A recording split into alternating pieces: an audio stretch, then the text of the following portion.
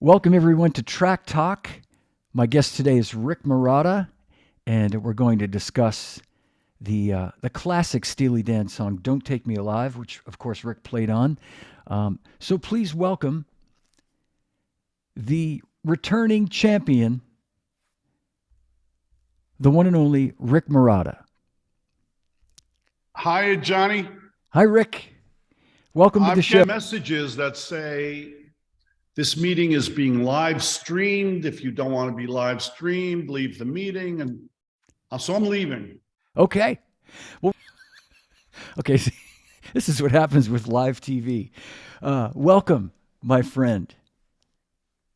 Thank you. Good to be It's good. here. It's good to see you. It's good to see you. All right, Rick, we're going to jump in. We're going to jump into this great, I think, somewhat underrated Steely Dan song. You know, I think it tends to get a little lost in the shuffle with all the other great Steely Dan songs.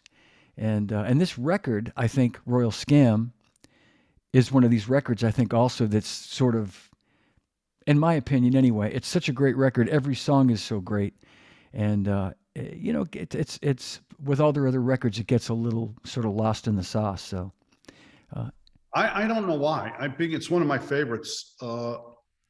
Certainly, the songs are just, I mean, when I go back and listen to that album, for me, every song is great. Every track is great. Bernard Purdy plays on most of this album, and he just plays Bernard. His signature is all over the place, and I don't get it.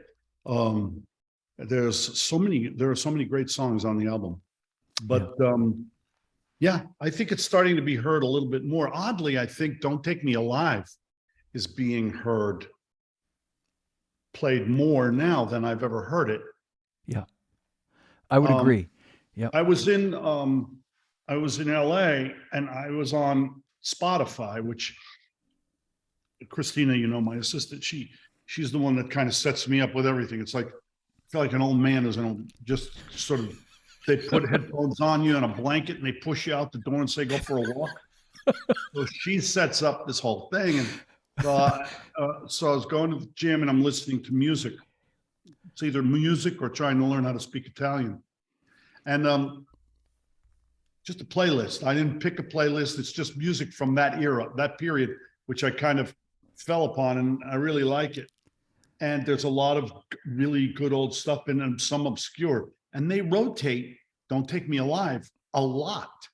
yeah. And I started listening to it more and more a couple of months ago when it came up. Instead of skipping, I'd listen, and I really like the song from the day I did it. And for you to say that, and I mean this sincerely, and without being trying to be funny, because I can't be funny, so I don't even try to be funny. No, But no. no, but for you to say that, I think that means a lot too, because in spite of all the things that you say, when it comes right down to it, you're pretty critical of your playing. I knowing you for as long as I have, and in all seriousness, people should know that you're pretty critical of yourself, and I know you're proud of this song. We've talked about it a lot, and it means a lot. And it was the first song you recorded with Donald and Walter too, and Yeah, that yeah. yeah.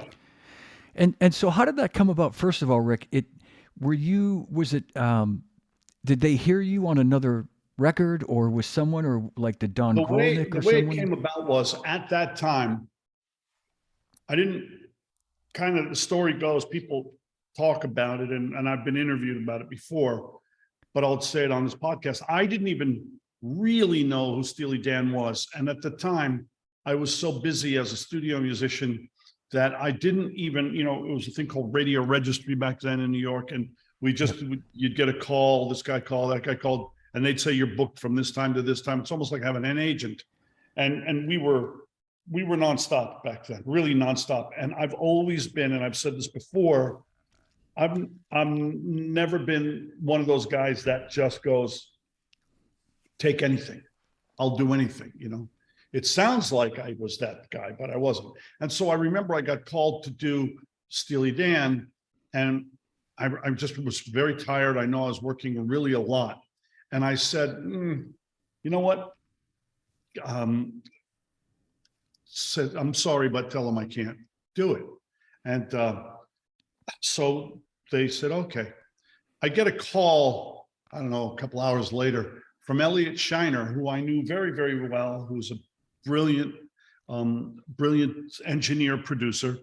And he just calls me, and we were good friends. I worked with him all the time, almost every day or every other day. And he called me and he said, Rick, what's the matter with you? I said, what are you talking about? He said, you got called to do Steely Dan and you turned it down. I said, yeah, Elliot, I'm just, he goes, you're an idiot. Just show up at A&R 7th Avenue. I went, okay. As soon as I heard his voice, it was a whole different story. It wasn't Radio Registry calling, it was Elliot. Yeah. And he said, do you realize, you know what who these guys are? Do you know how good? I said, no, Elliot, but you're there. And it was a whole different ballgame. It just wasn't. So anyhow, I go in and I walk in the door. I remember walking in. I'm always a little bit early because on those days when you played at A&R 7th Avenue, was at 52nd and 7th. You came in on 52nd Street side, you'd come up that freight elevator. Yeah. And I'd come in with my trap case and my cymbals, a stick bag, and a snare drum was in the trap case. So I had to go. They had the house kit there at A&R, which was never. There were times when, you know, I just didn't ever hit us on peg. We did peg there later, and I never hit the tom-toms because when I hit them, they sounded horrible, and we couldn't change the heads or any of that at that time. When it wasn't, so I just didn't play. I wouldn't play any fills on the toms. So well, this was the same kit you 2 years later. Well, same bass drum toms, I believe, or they may have changed them out because we did peg a couple of years later. We worked on Asia a couple of years later, I think. So anyhow, I go in and I walk in, and I can remember this. I'm walking in the door, and you walk past the control room, and there was a Fender Rhodes sitting out there. And I don't think it was a suitcase model. I think it was a Fender Rhodes, and there was this not little, but there was this weird looking guy sitting there, sort of noodling around and hunched over. You know, we were kids, we were young. Hunched over, and he looks up, he says, he gets up. Hey man, so glad you can make it. And he's telling me that they're fans of my playing and fans of my work. And I thought, oh, thank you. And it was Donald. It was Donald, Donald Fagan. And we talked a little bit, but he was very congenial, very nice. And if you know Donald at all, he is a very nice guy, but he's very quiet, very weird, really great. We subsequently became very, very good friends for years, really good friends. And so I just went about my business because I had to set up now snare drum, set the heights, and because there's a drummer coming before me and there's a drummer after me, not necessarily on a Steely Dan record, but on whatever. There was a jingle maybe in the morning. There could have been a record in the afternoon, whatever time it was. So we get in there and they put up. So we talked a little bit, and I'm just Elliot Shiner is there, of course. Roger Nichols is there in a little booth, and he says, I talked to Elliot and I go, you know, we're talking, and he's like, Rick, I'm glad you're here. You're going to like it, and all that kind of stuff. I'm fine. Because I'm so jaded at that time, you know, I'm going from one really great artist to another. But the expression we used to use back then was you kiss a lot of frogs in the studio business. You go into studios a lot of times with really good artists, and you just may not be there the day they're cutting their hit or the day they're cutting a great song, or you are, you know, just one of those things. You kiss a lot of frogs. Yeah. So that's great. We sat, we set up, and we're getting ready to go. And there was an arranger on this session. And another thing that I remember about this session was, this is when I think I first met Larry Carlton.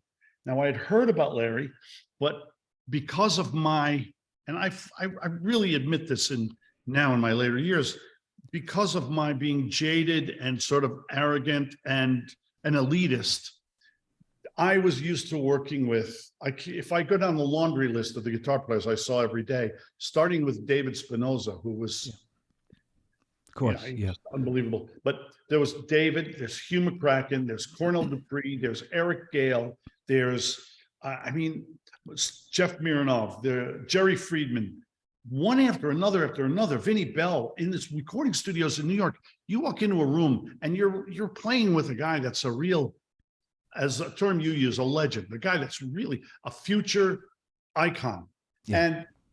And Larry Carlton was a West Coast guy. And I'm Right. thinking, we're in New York here. Yeah, there's not better than New York guitar players. Well, I learned a big lesson that day. That's one of the lessons I learned. Humbling lessons. The other thing was, so we start to get ready, and I'm just, I do it. It was the same thing for me every day. My focus right at the very beginning of the session was getting drum sounds. And I remember Elliot Shiner, still love him to this day, but I loved him so much because New York was very hard. I used to break out in hives because I got so wrapped up. My thing was not fast playing. My thing was the sound of my drums was very important to me. Yeah. If I hit my snare drum, I want it to sound the way I want it to sound. If I hit the hi-hat, sound the way I want it to sound. Everything, my sound was important to me, much more important than going like a machine gun around the drums. Just was never my thing. And I was never good at that. So I'm setting up and getting ready to go. And I hate, as much as I love getting drums the way they sound, I hate getting drum sounds. I hate sitting there tapping them. And Elliot was lightning fast. And we were getting drum sounds. And I remember Elliot saying, going around the toms, and I remember going, I don't remember, but I must have said, oh, toms sound good today, because there's a lot of tom fills in that song. Yeah, yeah. And I went, okay, boom, boom, boom. And you go around those drums 2 or 3 times. Elliot would say, great. And you know what Elliot used to also say to me? He'd say, Rick, when you come in the studio, if I open the pots, meaning the faders come up, so when I open the pots, I know if they sound good or bad. You're not going to make them sound really great. If they're good, he's going to make them sound better. Yeah, yeah. And it must have been one of those days. Snare drum sounded good, bass drums, everything sounded good. And Elliot, when it came to miking the drums, the rooms, the cymbals, there's a real art to that. And a lot of different guys sound different. He was very good at it. So we get the drum sounds and get all that stuff. There was an arranger on the session, an arranger conductor. I can't remember who it was. And so they handed us charts. Okay, I was going to ask you that.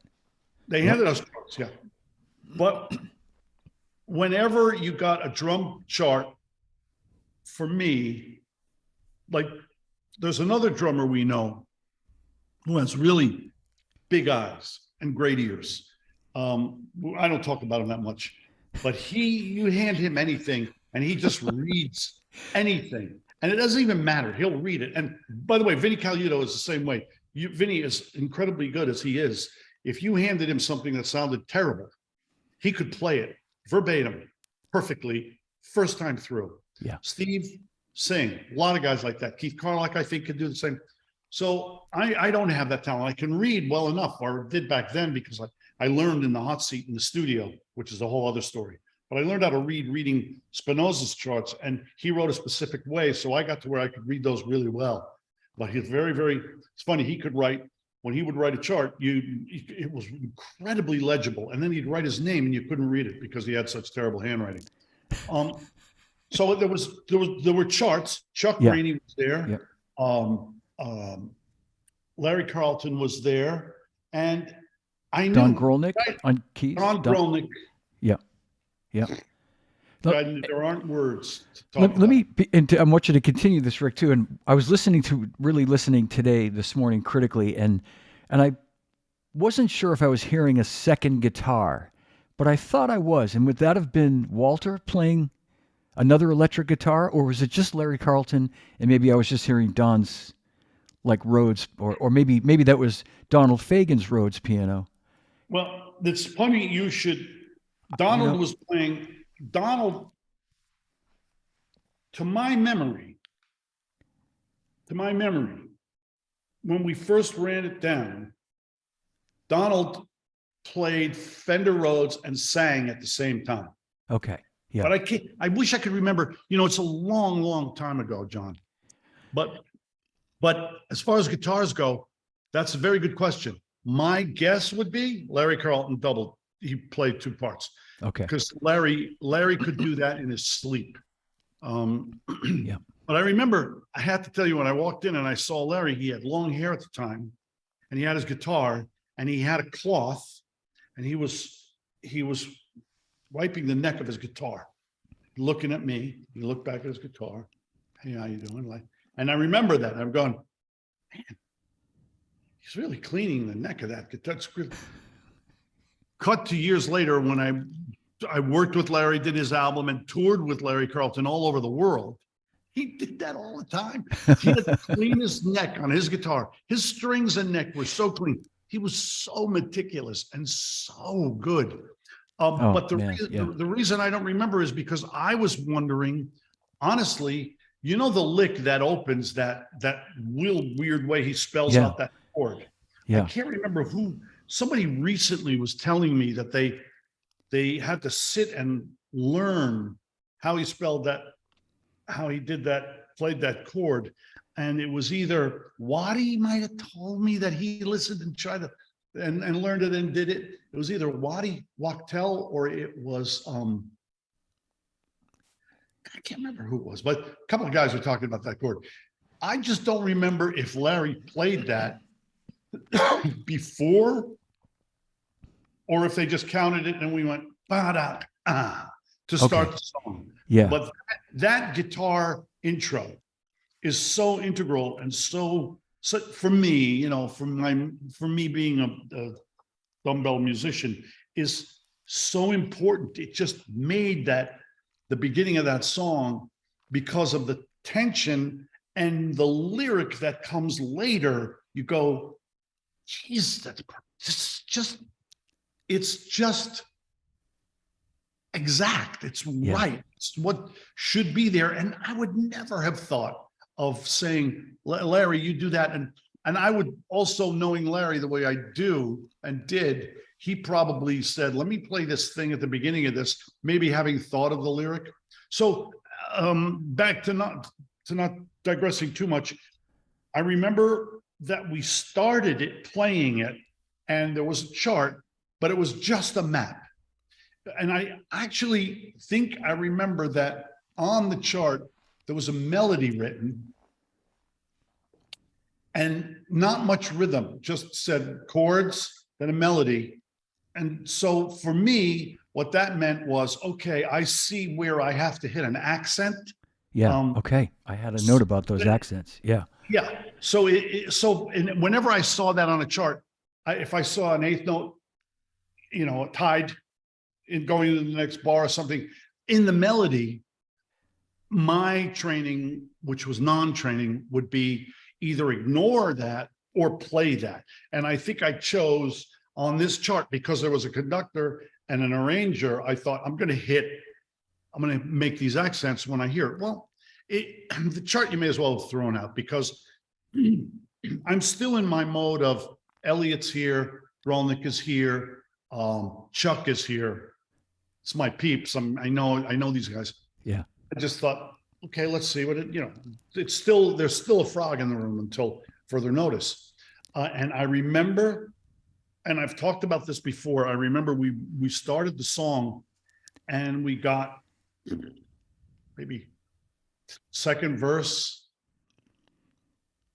chorus, somewhere. I just stopped playing.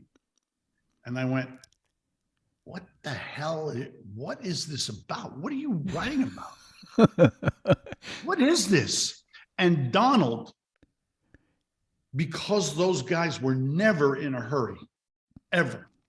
And I'm not leaving Walter out. I'm only focusing on Donald because Donald was singing the song, playing piano. I didn't know him. And I said, what is this about? Donald right away said, well, And he actually came over to me and we got up and walked. We walked around and, you know, because it was about that we were starting to run it through and I stopped and I go, what the hell is this? And Donald told me the story and he said, you know, we were working, we were here, we did some stuff here. And I don't know if I've told you this, John, before, but for the sake of this, the people who are watching this, he said, you know, we went out to LA and we were renting a place. I think they were in Malibu or someplace out like that, writing. And he said, and we're in LA, and this was back then in the 70s. He said, every week we turn on the TV and there's another guy hole up in a house shooting it out with the cops. Now, at that time, there was all that stuff that was going down with some of these anti-war stuff, or yeah, there was anti-war, there was Black Power, there was always something going on. And LA cops, they're very, very, in general, they're good. But at that time, it was scary sometimes being in Los Angeles because I was there, and there was a shootout. Someone's going to die, and he said, you know, every week we'd see somebody in a shootout with the police, and there's explosives, and there's guns, and there's this, and there's that, and somebody gets killed. And that's to me, that was what this song was and was about. And it's that deep. That minute, everything changed for me as a Steely Dan fan. And I wanted to know every time we did a song and every time they did a song, even if I wasn't on it. I remember one day I walked up to Donald and I said, hey, you know, Ricky, don't lose that number. Is that about me? He went like this. He went, oh. Is that me? Well, Ricky, let's play this, shall we? Play this right now. Are you going to play the whole thing? If I don't have to, it's 4 minutes long. I could stop about halfway. Yeah, do it halfway. Okay, we'll play the whole thing eventually, but we'll start it and we'll stop about halfway and talk about it. I think that's a great idea. Sure. Right. Okay, Don't Take Me Alive. Rick Marotta on drums, the great Larry Carlton on guitar, Chuck Rainey on bass, Don Grolnick on keyboards, of course, Donald Fagen on vocals, and we think probably piano, and probably Walter Becker somewhere in there. Okay.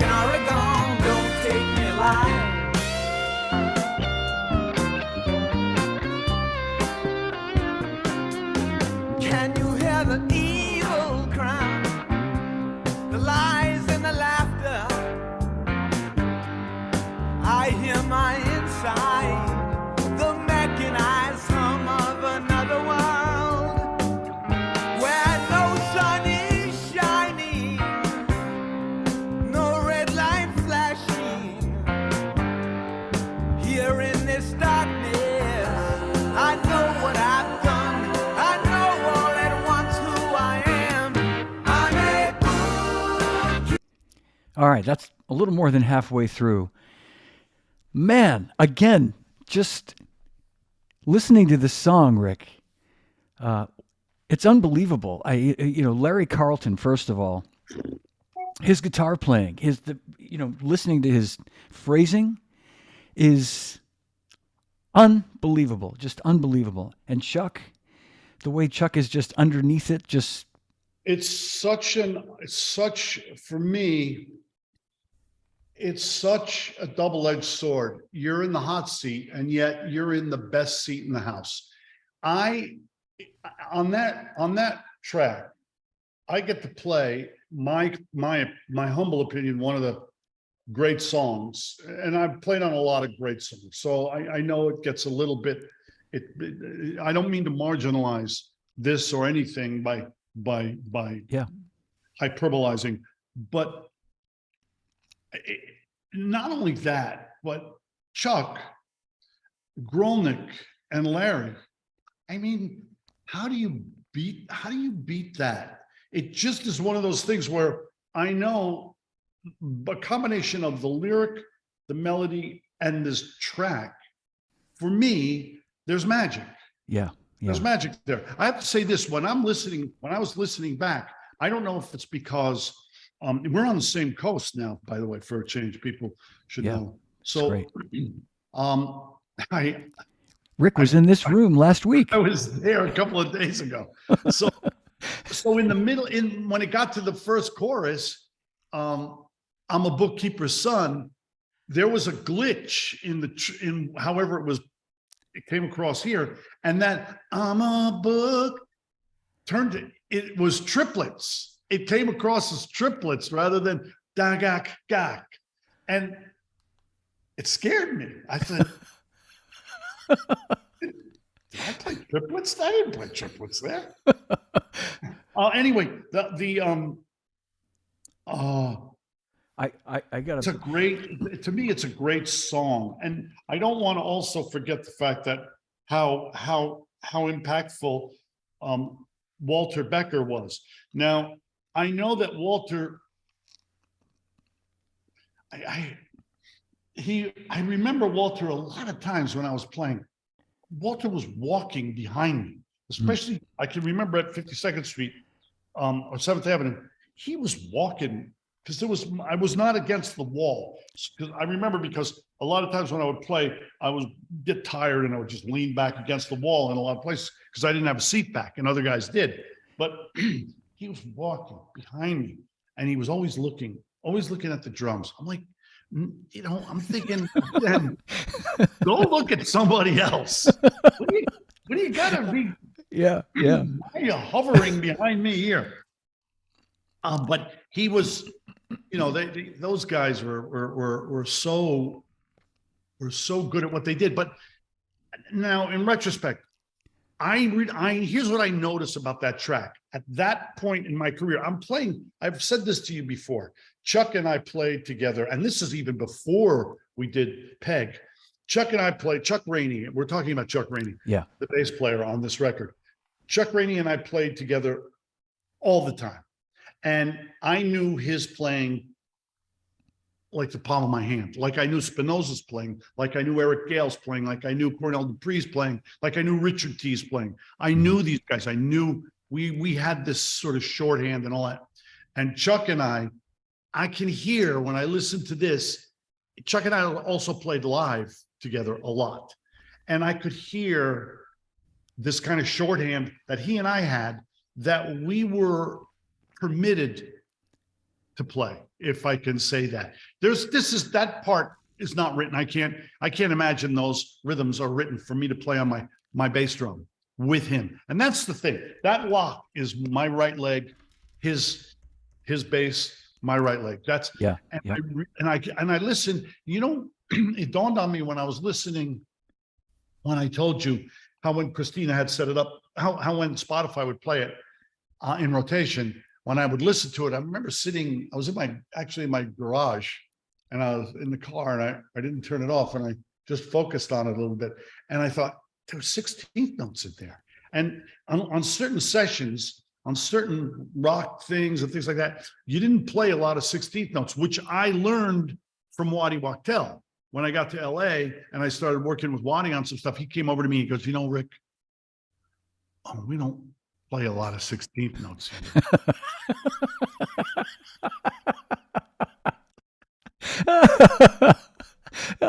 Very diplomatic. Yeah. Waddy could be either diplomatic or he could be like whoever showed up, and I adore him. But anyhow, I remember we played that track several times. I don't know how many takes we did, but that take there that we're listening to doesn't sound tired to me. And sometimes I can recognize when I'm tired, and I could tell I was paying attention, but I can also tell I was either I had either gone through it a couple of times and had memorized what the melody was, because I can feel the hits that I'm making that sort of work. And honestly, if I were doing a masterclass on recording drums on someone's record, I would say,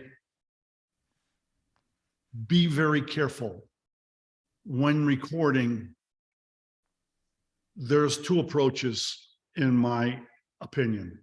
One approach is it's like the Pied Piper syndrome, where you just follow what they're doing. The other approach, which I did a lot, especially a little later on, is set my own path, cut my path, pick my lane and stick to it. So if there's all these hits, and again, I have to credit Waddy Wachtel with a lot of this, and also Larry, and also Spinoza, those are the guys that taught me, mostly guitar players, oddly enough. But a very important thing was not playing all the hits with the guy that you're playing with. So Chuck and I, when we would play together, we're very used to, from playing together with Roberta Flack on the road and playing on a lot of sessions together with Ralph McDonald, playing live with Ralph and all that. We were, a lot of that stuff was written too. We were very used to playing locked. I mean, locked. It was like this. And I think on this session, this is one of those times when I'm locked with the melody and I'm locked with the bass, and the bass is locked with the melody, and it worked.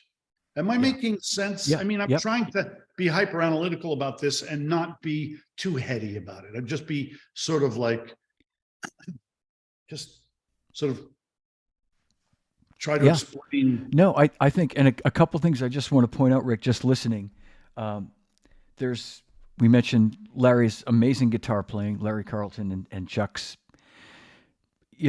Chuck's bass line. And there's a couple of spots where it sounds like you're playing the hi-hat almost like a crash cymbal, like you're coming out of a fill and you're accenting. And you do that in other songs too, I've noticed. And I think that is one of the coolest, hippest, and it creates a completely different type of sound, obviously, than just your traditional crash cymbal. And it's kind of like it kind of keeps the groove in place, almost like, because you're playing the hi-hat and you just kind of go, so I want to come back to that in a second. And I just wanted to just mention too what you mentioned about Walter, because I think you mentioned that when we did the track talk about with Peg, you mentioned Walter kind of walking around and that being his process. And I think Keltner also talked about it during Josie, and it was kind of like not sort of unnerving, because he's like, you're actually, the tape is running and he's walking behind you. And I met him a few times. I didn't know him, rest his soul, but he just seemed like such an interesting, quirky guy, and the two of them were so dark and so funny. And that's, I think, why we bonded and got along so well, because there's a lot of laughing going on. They thought I was nuts. and and I thought they were nuts. So we kind of hit it off pretty well. But yeah, really, really, yeah. really, really, really smart guys, really smart. And that little thing that you're talking about, that hi-hat, snare, hi-hat, bass drum thing. Yeah. It's funny you mention it. A couple of years ago, you and I did a class in New Hampshire. Yes, at Shane Kinney's Drum Center of Portsmouth. Yep. And it was a lot of fun. And you talked me into doing it. Glad I did. Talked me into doing everything. And we had to pick some songs to do. And one of the songs we were doing was "Don't Take Me Alive." Right. Right? Yes. Yep. And I remember hearing that and remembering, yeah, I used to play that. And then learning it, I had to go, shit, I remember. I want to play that fill when I'm doing this thing live for these people that are there in the room. How the hell did I do that? Because it's kind of left-handed. You know, it's not something that you would do all the time. And the reason back then I would do it, I did it more often. I would use it to go lead into or out of a fill. And I used to like to play, I still like to play through the bar line, across the bar line. We've talked about this before. Yes. Yep. And so I had to learn it. And I remember going, this is a little uncomfortable. I can see why other guys might not want to play this, but it sounds really good. Yeah, it sounds. And it's very really natural sounding, and it feels natural listening to it. But when you play it, it's like you're almost going to fall off the drum stool. And the thing about it with Elliot Shiner, you knew if you played it, the audience or the people that were buying this record or listening to this record were going to hear it. Yeah. Now that wasn't always the case. There were records that you know I've done, and I'm sure others of people that you speak to will tell you that they played something that someone would come up to them and say, you know, I heard you play this thing. It's imperceptible, but you could hear it. That wasn't Elliot. Elliot made it so you heard it, you felt it, it was there. That's one of the reasons I loved him so much. Yeah. Yep. Well, you know, Rick, I'll just say this, we've talked about this many times, you and I, as your friend and as your big fan, that there are many songs that you play, this being one of them. Peg, we've talked about many, many times, that, you know, at a casual listen sounds like a pretty sort of simple thing to play. But then as a crit, you know, when you're a drummer and you actually listen to it critically as a drummer with critical ears, you realize that's a great example of what you just said, that where you play through the bar and those things. To play it the right way is not easy, and this song has got all kinds of tricks in it. The turnarounds, the little things that you do. We'll continue it on here. It's a little over about a minute and a half left to it. I don't wanna shoot no one. Well, I crossed my old man back in Oregon. Don't take me alive. Got a case of dynamite. I could hold out here all night. Yes, I crossed my old man back in Oregon. Don't take me alive.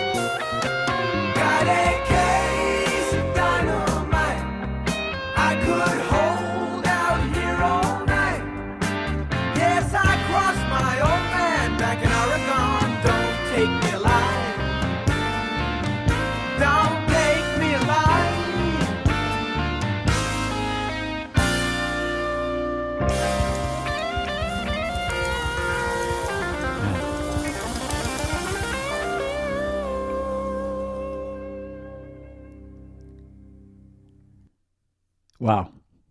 Wow. You have to say, Larry Carlton, I have to say that I'm so blessed and lucky, you know, have played with him. He's still playing and he's still great. But boy, I learned so much playing with Larry, and he's just so, I remember playing with him when we were working live and on his records, and he would work these things out. And he really had his idea of melody and harmonic sense and rhythm. Yeah. Just Mike Landau, LA, another LA guy. Yeah. These guys are John Goo. There were guys that just really, there's so many really talented musicians that I've been so blessed in my career to have played with. And I just feel so fortunate. And I want to say one thing about this thing that you're doing here. You know, when you asked me to do this, I thought, John, why does anybody want to hear me talk again? It just doesn't make sense.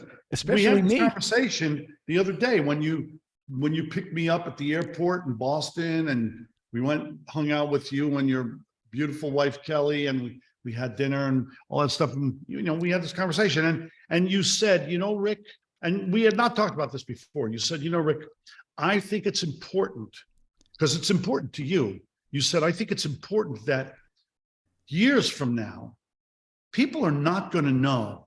They're not going to know how this stuff was done. And they're going to be coming back and listening to songs like Peg and Don't Take Me Alive and Asia and on and on and on and on with different artists. And I thought about it after you dropped me at the boat and said, I hope you don't drown.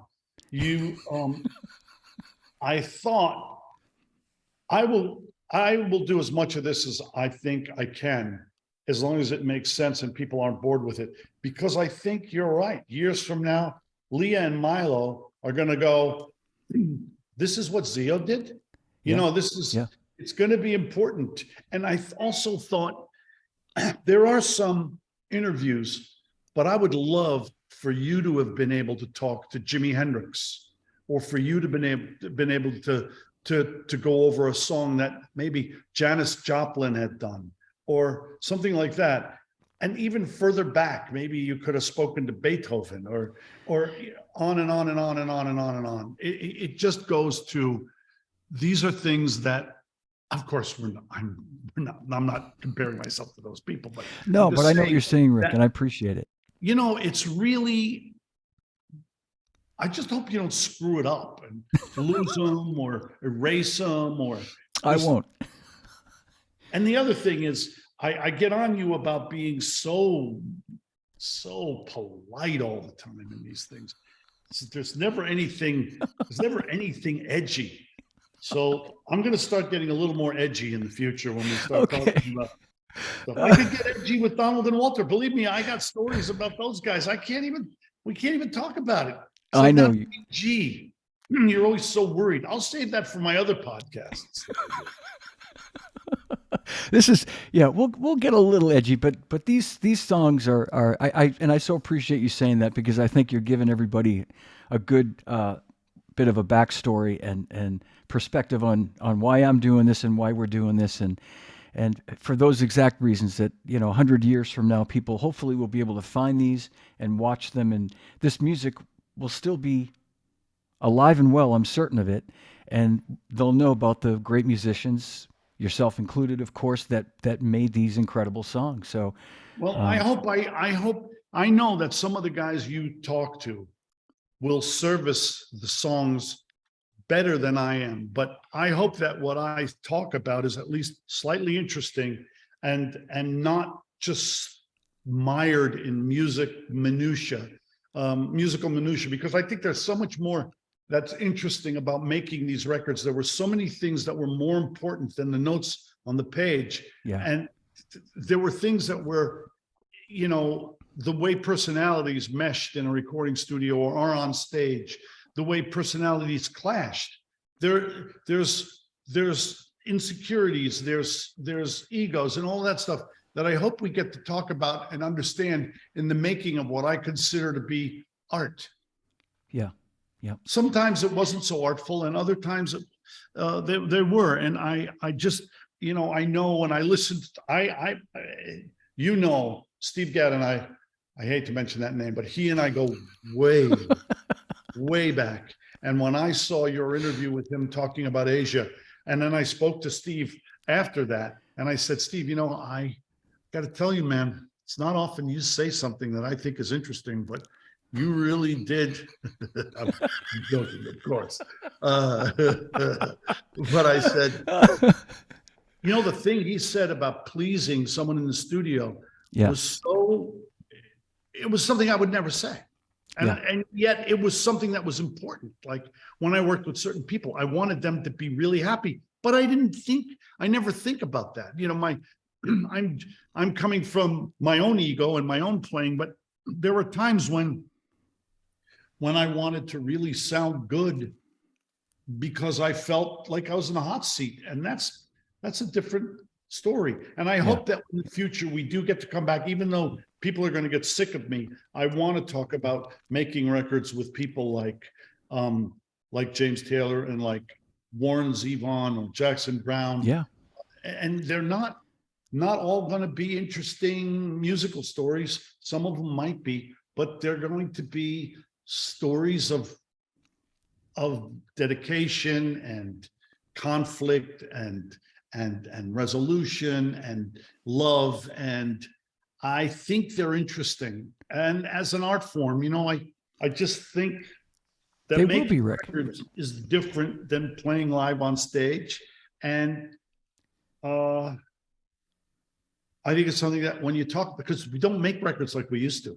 Right. That's what I was going to say. Is this is what we're talking about now? And by the way, you are the returning champion. You will be back. Absolutely, you will be back for future episodes. And you can speak to a time when that was the golden age, the golden era of working in the studios. I mean, it was. You could argue that the Wrecking Crew.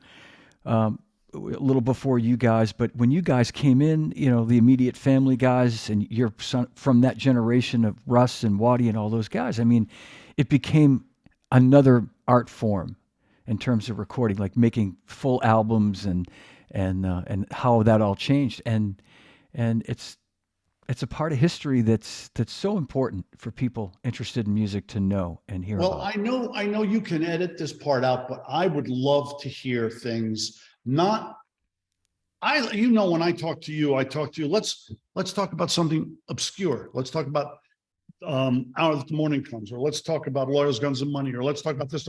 But I'd love to hear Jim Keltner talk about playing with Ry Cooder.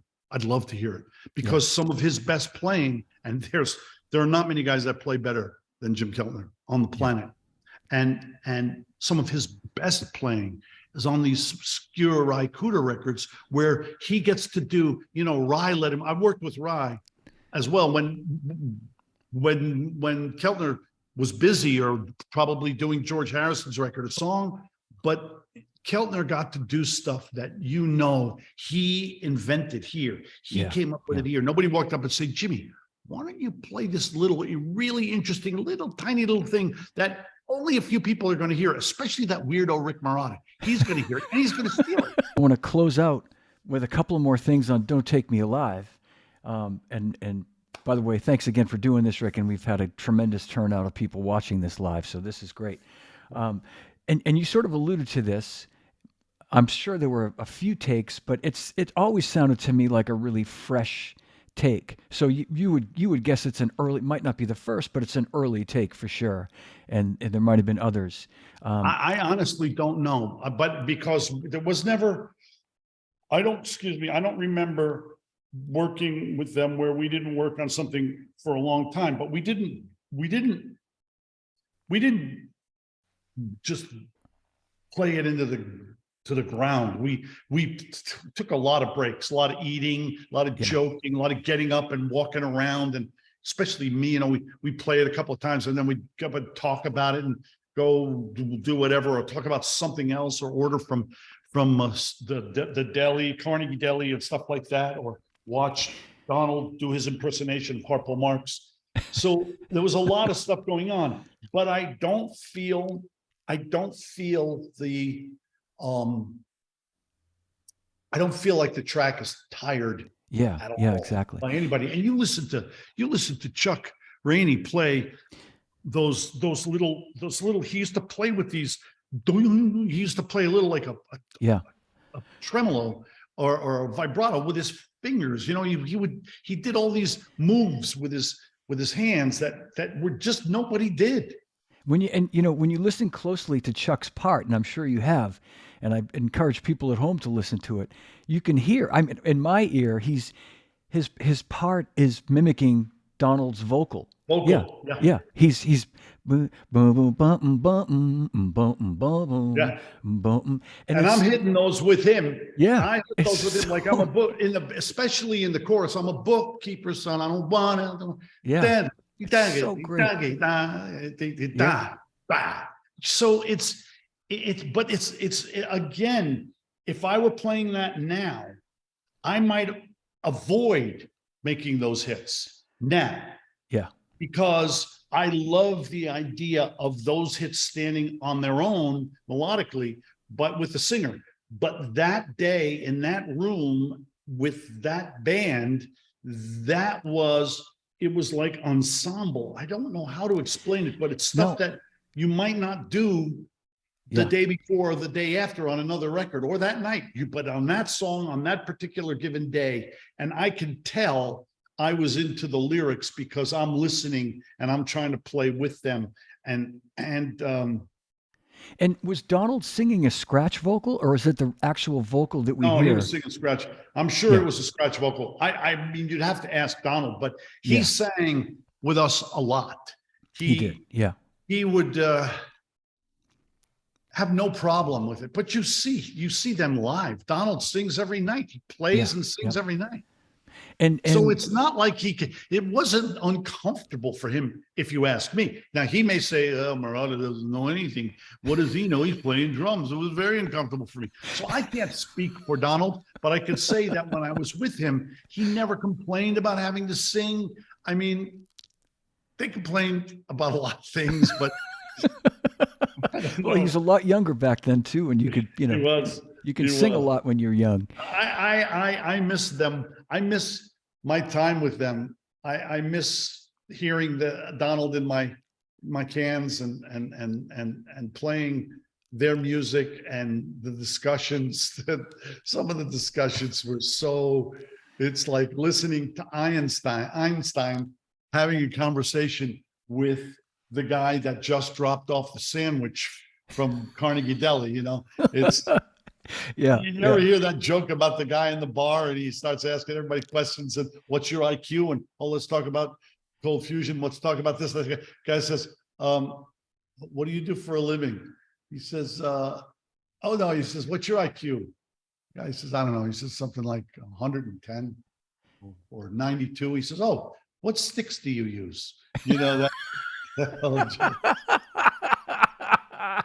I never heard that. Oh my God, that's great. That's great. Well, a couple more quick questions for you, Rick. And I think you've actually answered this just in talking about it. And I so appreciate how much you've remembered and shared. So was basically, would you say that the track, other than say Donald's vocal, was pretty much the rest of it was cut live? Like Larry's part was recorded with you and Don and Chuck? That's a very good question.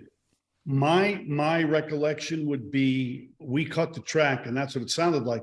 But my knowledge of what would go on then would be, I would think Grolnick done. I would think Donald, because he would sit and labor over every note, but he wouldn't have to. He could play it perfectly. Yeah. So I would think that Donald, if he's playing piano, he would be working on his part, even though he would not have to. Grolnick was like a machine, not in a bad way, but his part would be great. And Larry would say, that sounds pretty good. I like that. Or he would say, I want to run that again or try that again. But can't really say. I can only Yeah. say for my part, when I was done and I listened back to it and they'd go, Rick, you hear anything? I'd say, no, sounds okay to me. That was it for me, Yeah. Yep. But then when there were drums, a lot of times they could overdub everything to the drums. Chuck, I can't imagine Chuck. So I'm thinking me and Chuck and I, You and Chuck were, yeah. I would say me, Chuck, and Grolnick done. I would also say that Larry Carlton done, but Larry could come back and he could come up with. Larry was just a bottomless pit of knowledge. Yeah. Yep. Harmonically, just in every way. He's a music. He's he's not your typical. I don't want to say typical guitar player because I know a lot of really brilliant guitar players. He was just a guy that really understood what that instrument, what his hands on that instrument could do. Yeah. And he understood and he used to talk to me about it too. He understood what sounded good and what made stuff sound really good. So honestly, I'm just trying to give a long-winded answer to Larry could have done anything. It could have been a one take, or it could have been Larry overdubbing. My gut is Larry played great, and it sounds like great. Yeah. But he's so much of what he plays is off the melody of what Donald is singing. I was wondering, did Larry go, let me go in there and do something after he really sussed out what was going on melodically? Sure. Yeah. Yeah. Because he has those single note, those little lines he plays underneath the melody that are just brilliant. Yeah. There it is. And everything, the phrasing, the melodic playing, the tone, it's just, and what you just said, Rick, I'm going to just, sort of summarize it all in saying like, it was that chemistry of all you guys together that it's just, it's like lightning in a bottle. It really is. It's like so many of these records you've made too with these other songs. It's lightning this in may a bottle. not be everybody's cup of tea. That wasn't a hit song, but for me, I'm so happy having played on that song. I mean, Yeah. the lyrics, the whole idea behind it. I know a lot of what was written about. Donald spoke to me about it. I mean, how lucky am I, man? I just feel so fortunate and blessed and humbled by it, because it could have been anybody on there. Well, I don't know about that, It but was Steve. I don't know what I would do if I. well, and I think I know the answer to this as well. When they called you in to do this, they had that song in mind for you. It wasn't like you did some other takes of other Royal Scam songs. You basically came in, they had you in mind for that, and Bernard for Kid Charlemagne and the other tunes. Yeah. We also did some other tracks. I know we cut a ballad that day too, but I never heard that ballad on the record that I can remember. But we cut a ballad. We cut several things. There were a lot of songs we cut with Steely Dan that never came out. Right. They're somewhere in a vault somewhere. I think. Rick, I told you, if you look at the liner notes for this record, you are credited for everything you did, which is also on that record. But you told me you're not sure about that, so I would take your word. But you're listed as "Don't Take Me Alive" and everything you did. So on the album. On the album, yeah. Well, actually, on the Wikipedia page that I look at, I'm looking at the wiki page. I'm not actually looking at the album liner notes, but. I'd rely more on the liner notes from the album than wiki. Yeah, that's a safer bet. I don't have the album in front of me. I think I have the vinyl in back somewhere. And the last thing I was going to ask you, Rick, before I let you get on with the rest of this beautiful day we're having here on the East Coast now. Is it nice down there in the vineyard? It looks pretty sunny. Gorgeous. Look. Beautiful, yeah. Yeah, look at that. I know that view. No click track, right? This was just Marotta magic. No, I don't know. I think it sounds like it was a click. It does sound like a click. I mean, the time is insanely great. I just assumed 1975. Maybe you weren't working with a click. No, I probably was working. It could have been a click. I have to tell you, if someone ran a click, I never had a problem with a click ever. Yeah. I told you before that if I heard the click, I knew I wasn't playing well. Yeah. Yep. So I never heard a click. So when you say, was there a click? I can't tell you because I never heard the click. If Yeah. it counted it off, then that was the last time I heard the click because I'm playing and it was the Uri click, which I'm so used to. You know, when I'm writing or doing anything on my own or playing now, and I have to put a click in, I'm always looking for the Uri click sound. I hate the wood block sound. I don't like Yeah. little beep, beep, beep sounds and all of the I'm Cowbell. looking for that Uri click. Yeah. And the accents too. The last question, because you'd mentioned accents, and I'd made a specific note.